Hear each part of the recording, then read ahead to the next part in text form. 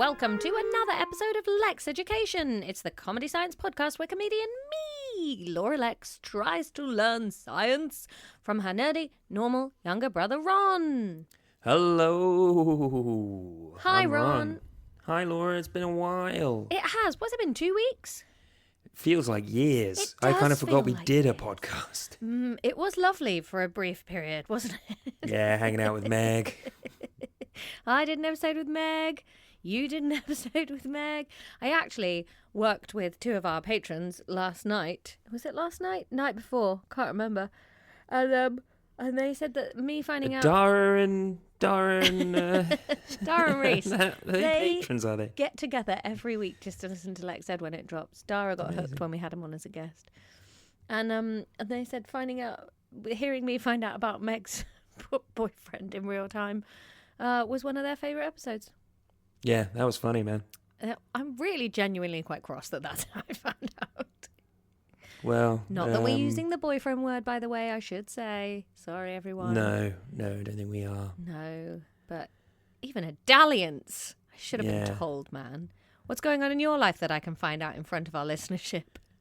No, not really. Pretty quiet times. I've hit my 30s and now I don't get hungover. I just get really anxious the day after having beers. So that's not nice. That's been the story of today. Hungover on the sofa watching Last One Laughing. And I don't know why this podcast is becoming a series of just updates on TV shows British TV shows that I'm watching. I can't work out if it's funny or really boring. Because I watch it and then I do a thing where I try not to laugh either. Oh, okay. And then I'm just there in silence watching.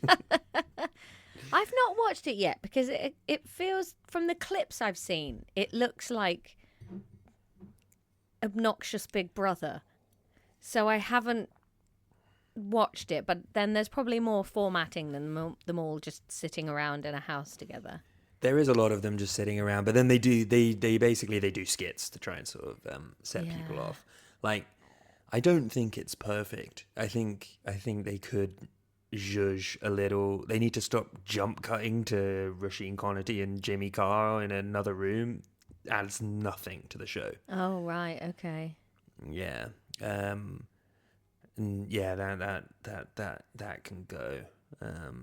But no, it's good. I can see why they make it. It must be really cheap TV because they bang it all out in 6 hours and you get a series worth of TV. Yeah. And obviously they do get big names on in the British comedy scene. But yeah, you compare it to sort of the effort that goes into one episode of Taskmaster.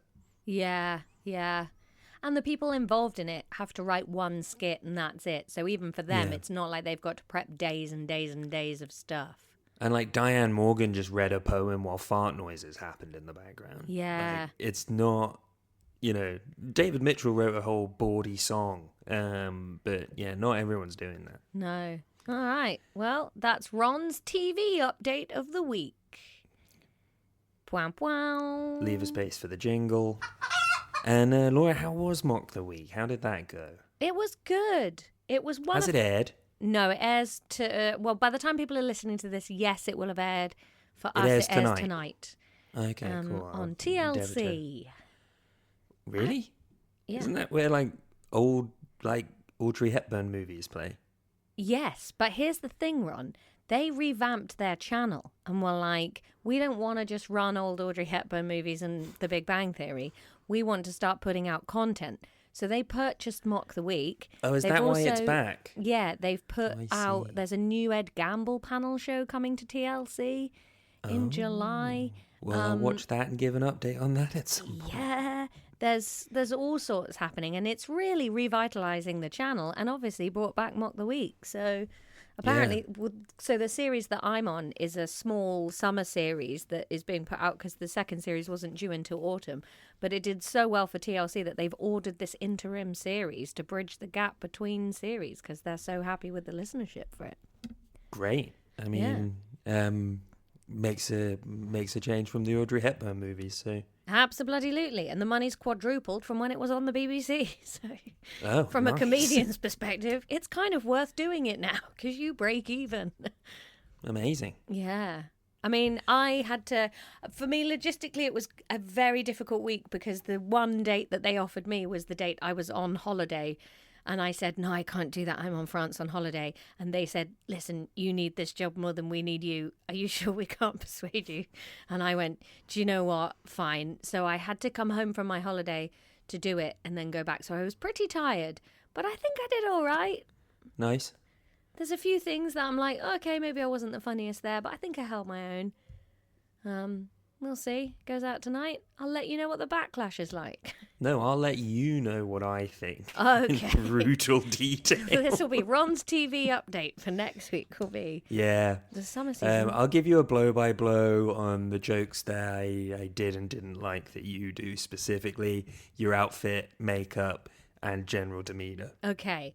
There was a lot of stuff that they thought was darker than I thought. And I was sitting in Frankie Boyle's old seat and I was like, is it like there was a bit in the photo round Is it cursed? where King Charles was like breathing into a brown paper bag. And I just went like, oh, that's the bag he keeps Diana's ashes in. And it got like a full like, oh, I don't know, from Dara.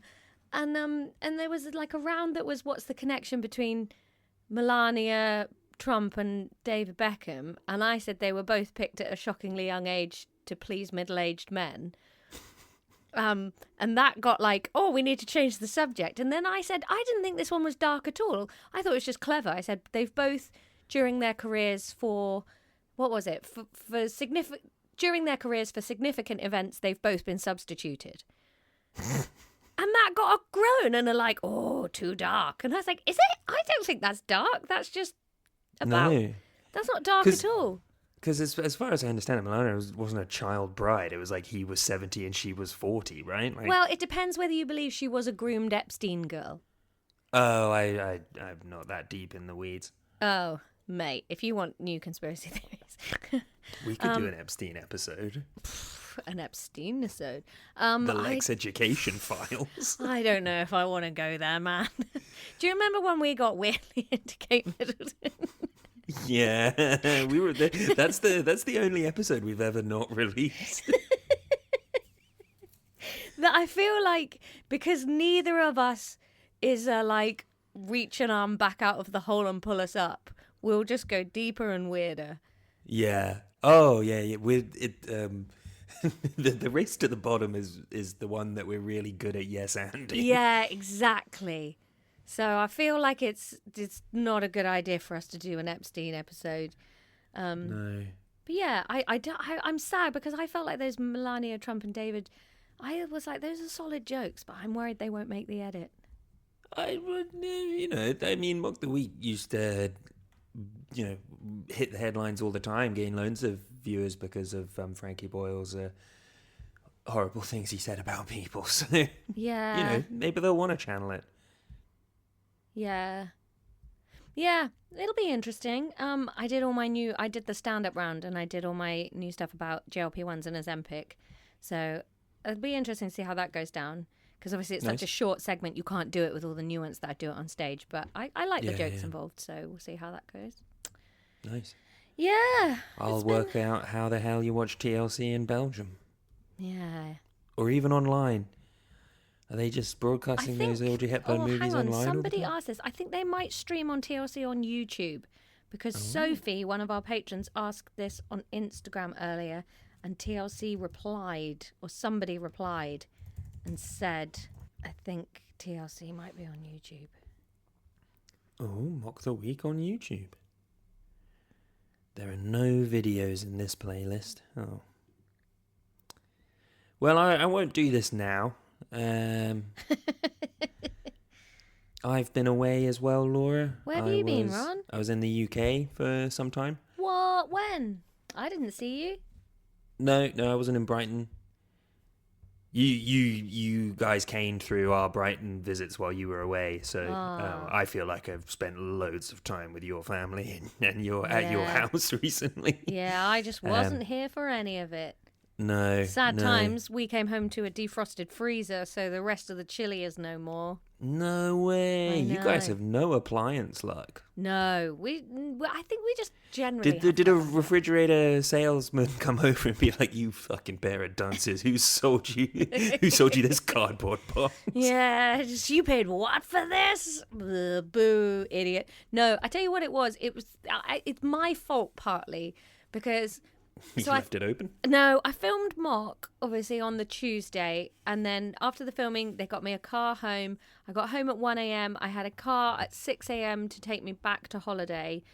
And I set my alarm for like 6:20 because I was like, I'll just wake up, brush my teeth and get in this cab back to holiday. Like, I'm so tired. I don't need anything. Fine. And then as I switched on my bedroom light that morning, it did that like, come on, off. And I was like, oh. And then the upstairs lights weren't working. And I thought, oh, the fuse is gone. But the downstairs lights were working. And so I was like, oh, it's just the upstairs circuit. For some reason, my house is wired so that that circuit just contains the upstairs lighting and the fridge and freezer. Well, the previous owner did do all of the wiring himself. Did some really weird stuff with my house. So, yeah, that set of fuses is upstairs lighting, fridge, freezer. So we came home to everything having been defrosted, which is sad. Yeah.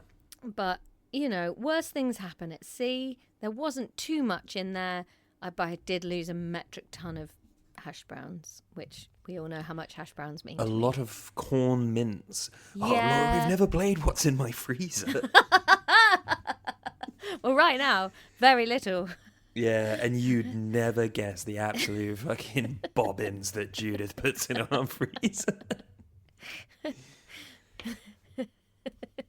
Oh, I bet she just puts like odd bits of leftovers, like a teaspoon of leftover that she's so sure she's going to use another time.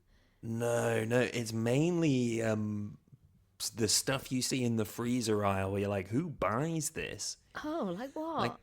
Like there's a big bag of vegetable medley in there. Like one of the vegetables is like big hunks of celery. Ugh. Yeah, it's bad. Why is she doing that? Is this from the singles year? Was that the only way she ate vegetables? Did she just pour them on her weird sad oven pizzas while you were apart? No. It's all newer than that. I don't really know why it happens. I think it's the undiagnosed ADHD. We have like a bag of freezer peas, because if I'm making a meal and I'm like, this is vegetable light, I will just add frozen peas sometimes. Yeah, having vegetables in the freezer is very, very normal. But like up until recently when I ate them, because I kind of have to... I have to sort of deal with this stuff, lest it be food waste, so I end up eating all of these things. There was just like 3 sacks of frozen berries in there. Oh, yeah, for her possible smoothie, possible muesli. Yeah, I ended up eating them in my oats. Oh, your sad cold oats. They're not sad. It's just, I just don't make granola. You make it into granola, I just put all the constituents of granola in a bowl and eat that. Hey, listen, Ron, I love porridge, but you have it cold. I don't, because I don't like porridge. Yeah, you like sad oats. You have to be okay. You don't like granola, you don't like porridge. Those are the happy ways to eat oats. Or flapjack. You like eat it like sad. cereal. Sad. Eat it like cereal. It's fine. Sad. Just whack some milk on it. You don't Sad. need... Anyone telling you that you need to leave it overnight is a charlatan. Ugh. Big fridge. Sad. No. We're not having this chat again. We've had this chat too many times. Should we do some science? We're catching up. Oh. I went camping in the UK, in Pembrokeshire. That was lovely. What's Pembrokeshire? Is that like the Welsh border? Is that the Welsh-English border? No. It's like as far southwest in Wales as you can go. Oh, that's proper. Oh, okay. Like further than Gower. Oh, okay. Yeah. It sounds Pembroke. It doesn't sound Welsh. Sounds very English, doesn't it? Yeah. No. Yeah, that was nice. Is that down in the bit that's got what's it called? That area of Wales with the Milton Haven. Is that down there? Yeah. And what's that? Why have you heard that name? Is that what you're asking? No, I know that because Dad goes there because it's got a place big enough for his boat. Yeah. No, I went there once on a business trip to a place that was one of the bleakest places I've ever been. It was like an industrial park, and it had these 2 big chimneys, and it really felt like Mordor. Oh no, I know where you're talking. You're not thinking of Port Albert. Port Talbot, that's it. Yeah, we drove through that. It's like, do you know you know Scythe, the board game? Yeah. It looks like all of the art from that. It does. I turned up there once. There's you know those face masks that they sell in supermarkets, that like berries all over them, and Nope. Oh, that kind of face mask. Yeah. Sure. Do you know what I mean? Like the ones. I think you meant like a COVID mask. No, like a little. Yeah. So I'm caught up. Yeah. The company that makes those used to be based in Port Talbot, and I had to go down there for a business meeting to try to sell them online video content.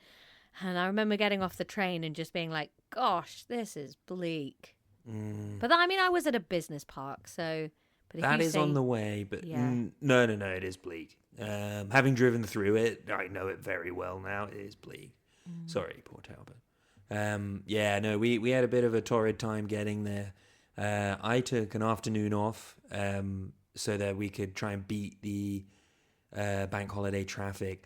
Left 5 hours before the other people that were coming with us arrived 2 hours before them. Oh. Yeah. How come? Long. Just traffic. The traffic was all early too. A little fender bender as well that slowed us down.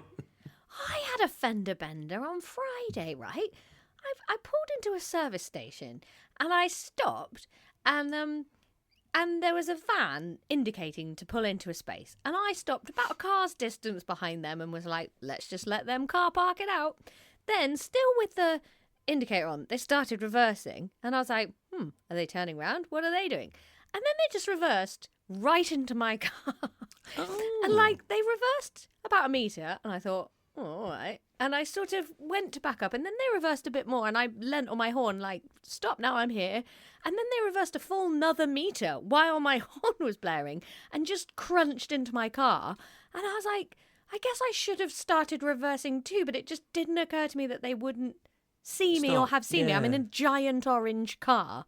Yeah, your car is garish. It's garish. So then I went and found a space and sort of got out, and this man came over, and originally I thought he'd been driving the car, and he came over and he was like, I just, like a really old English gentleman kind of thing, you know, like he had his phone number printed out on a yellow sticker on his phone.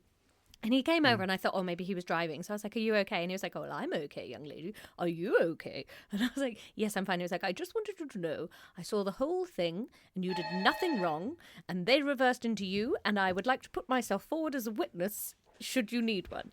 And I was like, this is so delightful.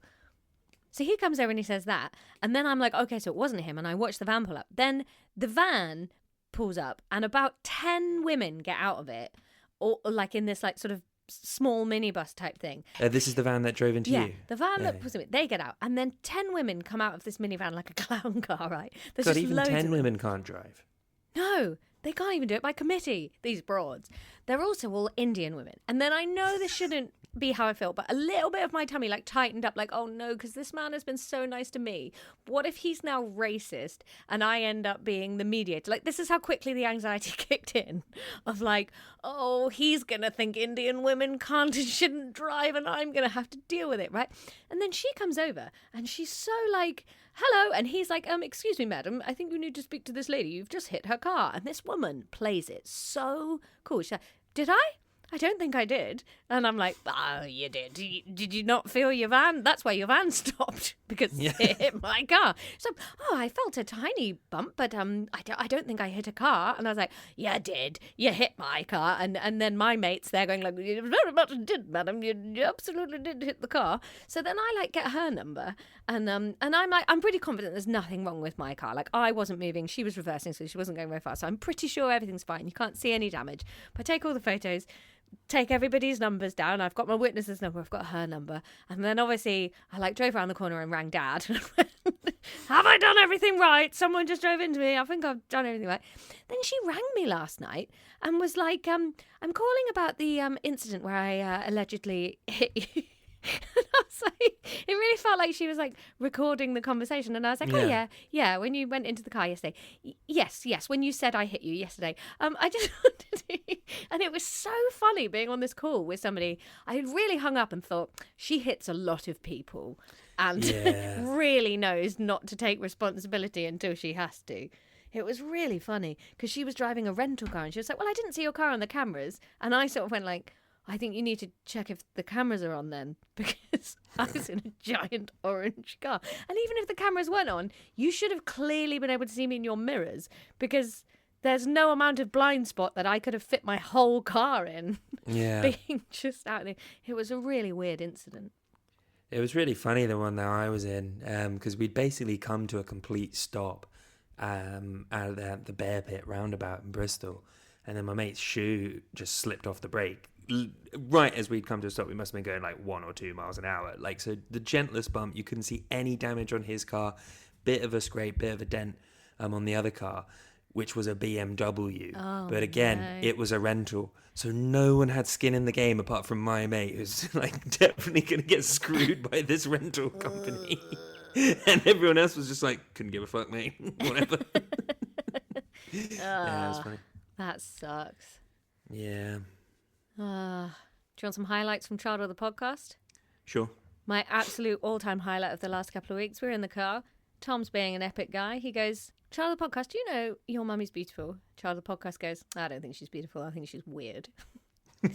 Tom Fair obviously cop. goes, yeah, she is weird, but she's also beautiful. And then I said, I think Liz Lemon's beautiful. Liz Lemon is Child of the Podcast's sleepy time night toy. Child of the Podcast doesn't miss a beat, just goes, Liz Lemon hates you. Coping well with you being back. Yeah. She. She's so happy I'm back. Just, oh, that's cool. Liz Lemon hates you. Father of the podcast, Dad, also just found out that Liz Lemon is a character from 30 Rock.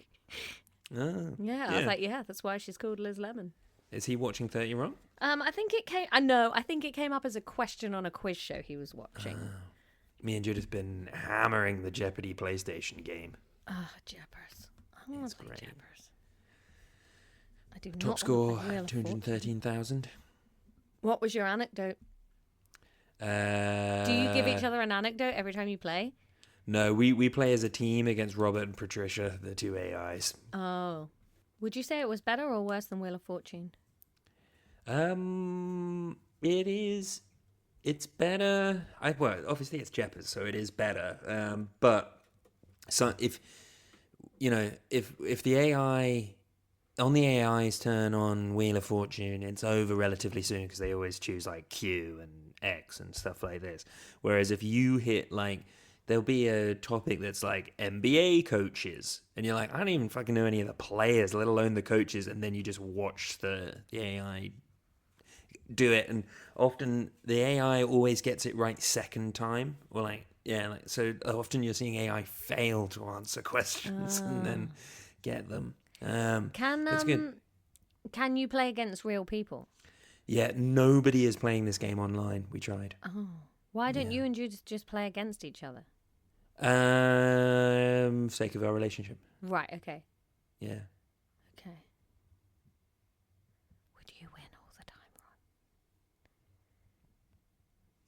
But that's mainly cultural. Yeah, because you're American. We had a TV growing up. Yeah. Helps. Oh Yeah. man, did I tell you? So we made a bit of a faux pas on holiday, right? So we're down in this area of France, and one of the big local attractions is a theme park. And the reason I'm thinking about this is we saw some people doing horse acrobatics, and we told Child of the Podcast that this is what Auntie Judith used to do, right? But we go down to this place, right? It's called Puy de Fou, and No, it's not. Guaranteed that's not what the locals call it. I'm pretty sure it is. Puy de Fou? Yeah, I looked it up. It's Puydefou. Puy de Fou.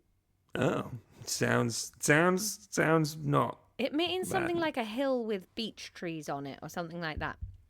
Anyway, it's a theme park, a historical theme park, right? They do reenactments of Viking raids and they do reenactments of Roman chariot races and all this stuff, yeah? So yeah, I remember you guys saying about this before you went. We turn up. The first thing we go and see is a bird show with 600 loose birds flying around a person's head. I hated it so much I just sat and quietly wept while my insides slid down the back of my neck. Do you not like birds? Is that a thing about you? I don't like birds flapping around me.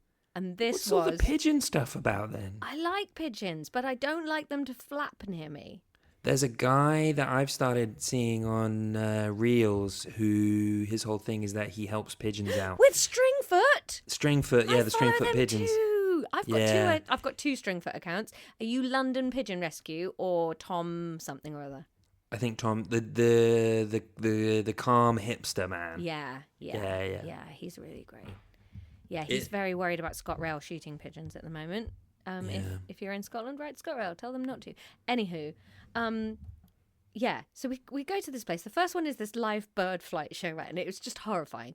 And I hadn't quite realised the scale to which condors and raptors and fucking huge. Thousands of birds would be just flooping about all over. Like, it's so live that the woman in the row behind us got a chicken leg dropped on her, that a bird dropped as it was flying midway, because obviously they're all flying for treats at the other side and stuff like that. So we go and see that. My nervous system's taking a little while to recover. We go and see the Viking one. It's amazing, right? It starts out with a little play, and there's a river, and there's like herds of pigs being shafted about. It's kind of amazing. A boat comes like down a mountain and into the water. Some monks turn up, and like there's this big raid. They're setting buildings on fire. It's this big stunt show. It's incredible. And then the village manages to repel the Vikings because the monks that turned up at the beginning had given them a box, and this box comes out the water, and a golden bishop comes out the box, and God tells the Vikings to fuck off, right? And then we sort of watched it all, and we were all a bit like, oh, that was really fun. I really enjoyed the stunts and stuff. Bit of a weak ending, just a gold bishop coming out of the water, but whatever. Then we plough on to the Colosseum, Well, like right? one of those people that hangs out in Trafalgar Square. What? Like, just like a metallic dude. Oh, no, like just wearing like a gold bishop's outfit. Right, okay. Yeah, not like C-3PO. Religious C-3PO. No, just wearing a gold bishop's outfit. So we watched that one. It was really fun. And, then we head off to the Colosseum. And it's amazing. They've rebuilt a Colosseum, like a full size. It fits 6,000 people in it or something. And we go up in and we're watching it. And there's they do like a little parade. There's this big Bacchus float. Somebody's got 60 geese that they're herding around. There's camels. It's amazing. And then there's a chariot race with 4 chariots all being pulled by 3 horses. That they have like a full chariot race. And there's a storyline with this too, where the brave Gauls are trying to defeat the might of the Roman Empire, right? And then just at the end of this one, the whole middle plinth of the Colosseum, like there's been like a little stage in the middle. Fucking lunacy. It all breaks apart and turns into an ark. And then a dove turns up, and the Romans and the Christian Gauls escape from this via God rescuing them. So then we're sitting waiting for the jousting one, the medieval jousting to begin. And I lean over to Tom and our friends that we're on holiday with and said, like, it's a bit weird that they've both ended with, like, God so far, isn't it? Like, are we, like, that seems a bit odd. Then we watched the jousting one, and again, instead of it just being jousting and horseplay, there's a bit where Joan of Arc turns up and God gets rid of the invaders. So we're like, what the hell is going on here? So we look it up, and this place is run by a right-wing fundamental Christian nationalist who's like basically France's answer to Nigel Farage. But instead of like trying to be in politics, he realised it was better to open a theme park and basically like not push Christianity down your throat, but do all these little plays as being like, look at this blonde maiden repelling an invader, and weren't medieval times simpler, and a dove, God at the end, like just selling this nationalist history, simple placating story. So we watched that one, then we watched King Arthur. That was all like weird. I can't remember what. Who were you on holiday with? Elle and Jamie. Oh, didn't know that. Yeah, it's good. Fun. It's good. So it was really weird. And then we were reading all up about this dude who's like, he's like a real proponent of the Great Invasion. Like, he thinks Africans and Asians are coming over to replace all white French people. He's always on their TV shows. Like, he's a proper right-wing, terrible person. And then they're opening one of these parks in England. The same company. They're looking to start. They've put in the planning application, and it's all going ahead to open in Bicester in like a year and a half. Oh, that's sad because I think reenacting shit is rad. Yeah. If this had just been a cool dude reenactment thing, it would have been brilliant. Like the jousting one. I was like, because they had like a jousting thing set up, and they had some guys going down with lances, getting the rings on them. And then they had 5 or 6 amazing horsemen, like basically doing handstands and stuff on the back of horses going past each other.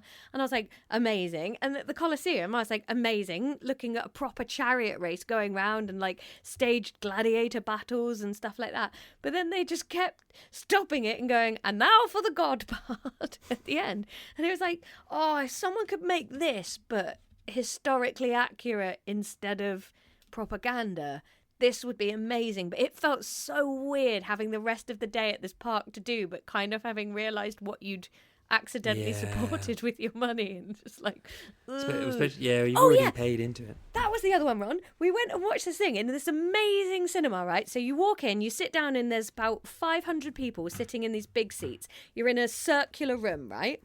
And then a sort of mixture of video and live action stuff happens in this show. But your chairs are constantly spinning, like the whole auditorium part with everybody sat on sort of moves like a lazy Susan in the middle, so you're watching different areas, like in Jurassic Park. I don't know. Just trust me on that. Okay. It's like in Jurassic Park. Sure. So it's a circular cinema, but the whole seating swivels round, so you can watch different areas, or you can, like, when people were going on a journey, they walked round and you sort of moved round with them, right? But I was like, oh, okay, what's going on here then? And I understood just enough French to work out that this was the story of the French Revolution, but not from the revolution side. This story was being told about those mean old revolutionaries that killed all the pretty rich people. And weren't they silly to kill off such a nice way of life just for their silly ideas? It's interesting that that's the narrative they go with, because I would have assumed they would have been like, we're the because like right wingers in the UK like to think that they're really forward thinking, and all of this sort of antiquated red tape is what's holding them back. I'd have assumed that they'd have done a metaphor where they're the revolutionaries and like the EU is Marie Antoinette. Because apparently this guy doesn't want France to be a republic. He wants a monarchy back. Right. He doesn't think. Yeah, he's anti-Republican. There was a massacre of the Vendée, which I didn't know about, but I read up on it afterwards because I was like, what is this based on? And there was like a lot of killings in the area. But then I was reading, then it was like, and here's the list of French historians that disagree with the way it's told at the Puy de Fou. So the lesson here, research a place before you arrive. 100%. But when you just pick up a pamphlet in a thing... Oh, I'm not looking into, like, Thorpe Park's political exactly. stuff before I go. It's not like, judging. I just wanted to watch some Romans clatter about and a Viking longship go at somebody. And, oh, my goodness, it was quite a day. We sort of drove home, and it was that awkward thing where this had really been Tom's baby, and I'd very much said like, oh, brilliant, yeah, you organise it, I'm going to stay out of it, and he was really excited about it, and we were all really looking forward to going. So then he felt really responsible, so I didn't want to be like, that was shit, and we just supported the opposite cause to everything we believe in. So we were both sort of pussyfooting around it in the car like, so what did you think? Oh, well, apart from the panic attack I had during the birds and trying to ignore everything that was happening in all the other shows, I really liked it. It was really weird. 10 out of 10 Funny. Would not recommend. Well, you got to go to this stuff. Like, that's going to be your version. Ow, Gnocchi, you bastard. Get out of here. That'll be your version of the Prune Museum. Oh, we did go to a miniature village. Oh, lovely. I don't think I've ever been to a model village before, but the last day was quite rainy. So, and I was shattered from having been back and forth to France for the last few days. So we went to this little model village nearby, and it was so cute, Ron. It had a train that went all the way around it, and then every 10 minutes or so, the sun would go down, and they just made the whole room dark, and then all the lights in the village went out one by one, except for the barn where they were having a party. And then after a while, the sky would light back up again, and a rooster crowed. And if you're in the Vendée, Sablé d'Olonne, I think, was the town that was nearby. Judith and I hate France, and we'll never holiday there. Why? We just do. That's how Tom and I feel about Cornwall. Yeah, fair. I'll never set foot in Cornwall again. Did you have a bad experience? Yeah, we went for a January break in Cornwall, which I get it. It's like last year, yeah. Yeah, and just nothing was open, and it was just like such a fuck you. Like, if you're not here when it's blazing hot in August, just nothing's open. It was miserable. Yeah, mainly miserable for the Cornish. I like France. We're thinking of going back again in July. Yeah, you're basic, though. Well, we're going to Montenegro for our summer holiday this year. Oh, very nice. Hello, two disposable incomes. Two disposed incomes, unfortunately. Yeah, well, we've lost a couple of days because of going for mock, and I didn't want to do mock. I wanted to say no because I was on holiday, and obviously I've famously been away a lot this year. So I was like, I'm just going to turn it down. And then Tom, being the perfect husband that he is, said, no, that's really stupid. You need the exposure, you need the tour sales. Why don't you do it? And then we'll just take the money from doing it and get a second holiday. And then we've actually had more family time and the exposure that you needed. He's a good man, an honest man. He's a good man that knows he's shackled to a earning horse. Yeah. Yeah, you go and do a couple of days' work, and then I'll have a second holiday off the back of it. How about that? Oh, right. Yeah, I see how this works. Nobody's saying he's got a lack of good ideas. And, you can go to like a Weatherspoons and maybe a rally. Like, why are all those people over there wearing those funny pointy hats? Yeah, we'll end up booing Judith at an anti-EU. Yeah. Who's this coming out to do a speech? Oh, don't you do this? Hide your faces. Yeah. Yeah. I've got to go to Scotland next weekend. Oh, lovely. You seeing Younger Sister of the podcast? Oh, I don't know. I'm not going that well. I'm not going to Inverness. I'm going to Aberdeen and Glasgow. So I have told her I'm in Glasgow if she wants to come, but I don't know if she's it's around. A long way. Well, she just lives. Considering I'm like going all the way to Glasgow, the fact that she's still 4 hours away, even by the time I get to Glasgow. She lives in a stupid place. She really does. Did you know she doesn't listen to the Patreon at all? She's not a patron. How would she? Well, I assumed we'd give it to her. Do free. you give it to her? No. You just assumed I was? Well, I assumed like it was sorted, It's not. I don't know how to. No. How is it in the settings? I guess we could just give her the login to the Patreon and then she could listen to it. Yeah, but then she might steal our cash. Oh, that's all sitting in my PayPal. I don't think she can. I owe you cash. Several months, yeah. Yeah. Oh, well. Oh, well, you've got Montenegro money. You don't need patrons. I do need Patreon money. I've got a wedding to pay for. Well, stop splashing it all on fancy holidays. Go to France like a normal person. No, we hate France. Would France feel any different to Belgium, though? You're basically in France. Exactly. That's why I don't want to go. And I hate Belgium. France is way better than Belgium. Well, South France. But I think it's mainly because most of what France that I see is northern France, which is bleak. It makes me think about the First World War, and it's exactly like Belgium, which is where I live, which is a grey hole. Yeah, just go to South France, Ron. No, it's quite far. It is and far. if I'm going to South France, I'll just go somewhere else. I don't like French food. What? You love garlic sausage. If there is one thing I know about you, it's that you can scrump down a garlic sausage like no one I know. Yeah. And you can get garlic sausage in the UK. You're not in the UK. You're in No, Belgium. you can get it in Belgium too, but it doesn't really have garlic in it, so it's just a pink sausage. Ugh. But it's still good. God, you used to honk that down so fast as a kid. I love it.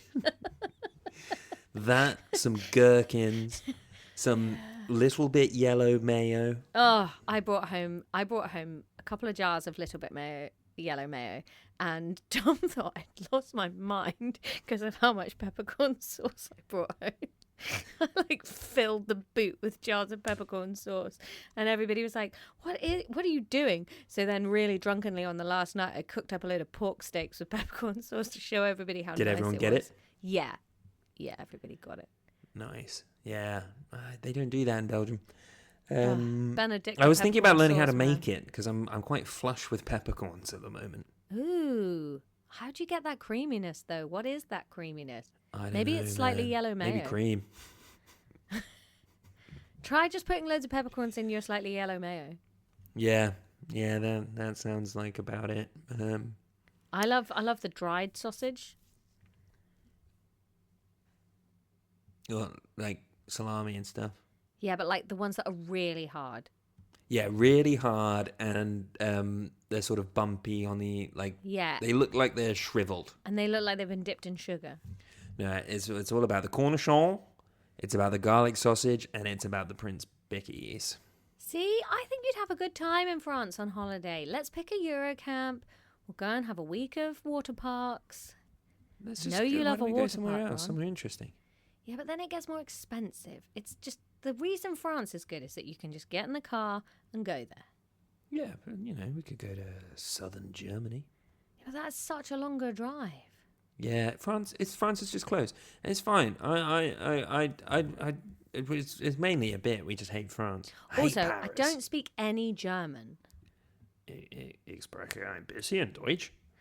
Yeah, see, I like being in France where I can speak a little bit. You get used to it, honestly. 5 years in, it's fine. I'd like to go back to Paris as an adult. I haven't really been to Paris. It's a hole, don't bother. The museums are good. But there's that famous depression you get, isn't there, from going to Paris and it's not as good as people thought it would be. Paris syndrome. It's That's mainly Americans, I think. Yeah. What do they know? I remember going one year, maybe 15 years ago. I went for New Year once in Paris. That was really cool. But we didn't have time to go to Montmartre, and I regret that. I don't know what that is. It's like the oldie worldy twisty bit. I've only spent a little bit of time in Paris. Saw the Eiffel Tower. I saw the best art exhibition I've ever seen. That was great. Sounds like you really like Paris, man. No, I like Rome. I like Athens. Oh, do you? I don't care for Athens. We've got a friend that is from Athens and lives there. So okay. We've had some good times, getting shown the cool places and stuff. Yeah. Yeah, I think that's the thing. I remember that being in Berlin, and I can't remember why. I'd gone on a little holiday on my own to Berlin. I think I had 2 European gigs with a couple of days in between, and I didn't want to fly back and then fly back out again because of environmental. So I just stayed in Germany. I got a train to Berlin. And the first day I was just like, this city is baffling. I can't find anything good to do. So I went and did an open mic gig that night just to meet some people. And I made some friends. And then they spent a day showing me the Berlin you need to know. And then Berlin was amazing.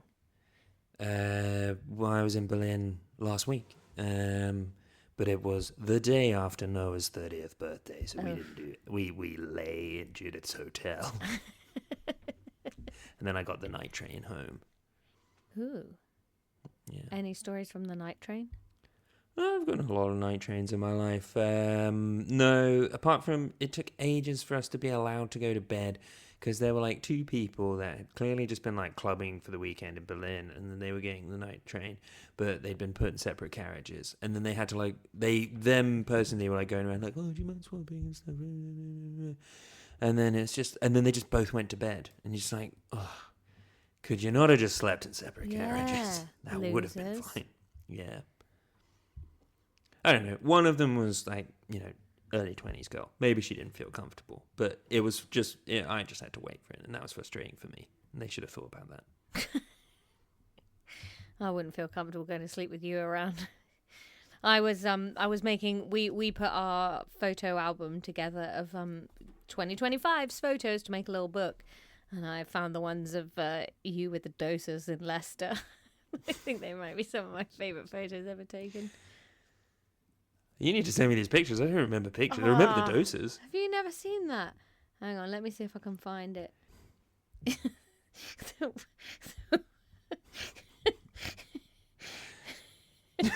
Oh, I do remember that picture. Yeah. God, I look rough in that bed. Am I eating an apple in bed under the covers? I think, yeah, you are, because that was the sleepover where you made such a fuss about me eating that caramel egg before bed. Yes, that's fucking mental. And then you're there eating a fucking apple. Eating an apple in the afternoon. It's completely different that you had a bed galaxy caramel egg that you were saving just before you went to sleep. It's in the doses picture though. It's the proportions of you. Why does your body look so tiny and your head and meaty forearm look enormous? Yeah, I don't know. Got like a tiny torso.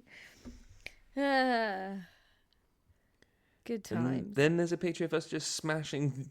I've got a double portion. You've got a single portion of prawn toast. Yeah, I guess you were hungry. You wanted dubby dubs on the prawn toast. I love prawn toast.